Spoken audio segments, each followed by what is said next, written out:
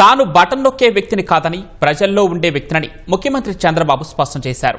పేదల జీవితాల్లో ఆనందం చూడాలనేది తన లక్ష్యమని తెలిపారు. నెల్లూరు జిల్లా పున్నపువారిపాలెంలో నిర్వహించిన ప్రజావేదిక సభలో మాట్లాడిన సీఎం పండుగ వాతావరణంలో ఇంటింటికి వెళ్లి పింఛన్లిస్తున్నామని చెప్పారు.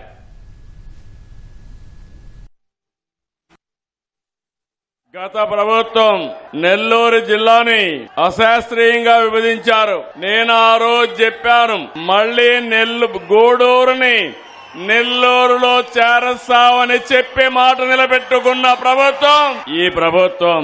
నా ఆలోచనే ఒకటే, మీరు గుర్తుపెట్టుకోవాలి, ప్రజలకు ఇబ్బంది పెట్టకూడదు, ప్రజాభిష్ట ప్రకారం పరిపాలన చేయాలి తప్ప పెత్తందారీ వ్యవస్థకు చోటు లేదని మరొకసారి మీ అందరికీ విజ్ఞప్తి చేస్తున్నాను. నేను కూడా బటన్ నొక్కచ్చు, కానీ నేను బటన్ నొక్కేవాడిని కాదు. ప్రజల్లో ఉండే వ్యక్తిని నేను చేయడమే కాదు, ఎమ్మెల్యేలు గాని, ఎంపీలు గాని, మంత్రులు గాని, రాజకీయ పార్టీ నాయకులే కాకుండా అధికార యంత్రాంగాన్ని కూడా పంపిస్తున్నా. ఈ నెలలో ఈ రోజు పింఛన్లు ఇచ్చాం, తొందరలోనే డేట్ కూడా ఫిక్స్ చేసి మీ అందరికి ఎంతమంది పిల్లలుంటే అంతమంది తల్లికి వందనం ఇస్తాం. స్త్రీ శక్తి, తిరుగులేని శక్తి. మా ఆడబిడ్డలు ఎక్కడికి పోవాలన్నా జల్సాగా ఉచిత బస్సుల్లో ప్రయాణం చేయొచ్చు. భవిష్యత్తులో ఏ ఆర్టీసీ బస్సు కొన్నా అన్ని కూడా ఏసీ బస్సులే వస్తాయి. మా ఆడబిడ్డలు ఏసీ బస్సుల్లో తిరిగే రోజు వస్తుంది.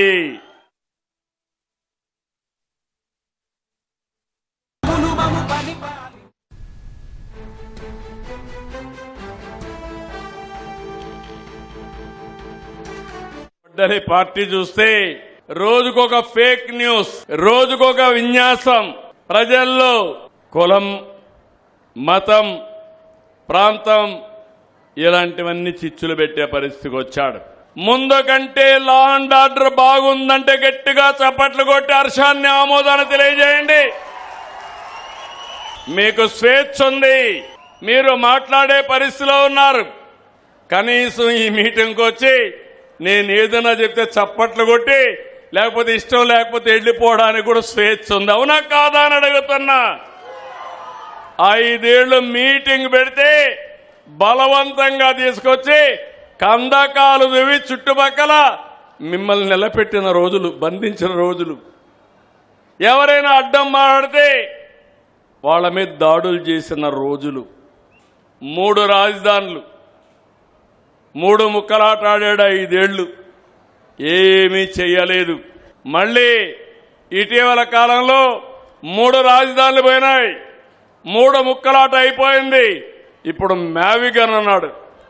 నాకే అర్థం కాల మ్యావిగన్ అంటే ఏంటో. మీకు అర్థమైందా తమ్ముళ్ళు, ఆడబిడ్డలను అడుగుతున్నా. నిన్న రౌడీలతో దండయాత్ర, అమరావతి పరిరక్షణ కోసం దండయాత్ర. ఒక మనిషి అంటే ఒక మాట ఉంటుంది, ఒక మనిషి అంటే ఒక నిలకడ ఉంటుంది. ఎవరికి నిలకడ లేకుండా ఉంటుందో మీరు ఆలోచించుకోవాలి. ఇలాంటి వాళ్ళ వల్ల మనకు లాభమని అడుగుతున్నా. మొన్న విజయవాడలో ఒక వ్యక్తి మిస్ అయ్యాడు, అతను అరెస్ట్ చేశారు, మిస్ అయ్యాడు. అది కూడా మీరు చూసుంటారు. ఆ విషయంలో నా నోటీస్కి వస్తానే, సింగపూర్ నుంచి వస్తానే నేను సిట్టేసి ఎవరైనా సరే పోలీసులు కూడా చట్టపరంగా యాక్షన్ తీసుకోవాలని చెప్పి పెట్టారు. కానీ మీరు చూస్తే ఆ ఇష్యూని కులముద్ర పెట్టాడు.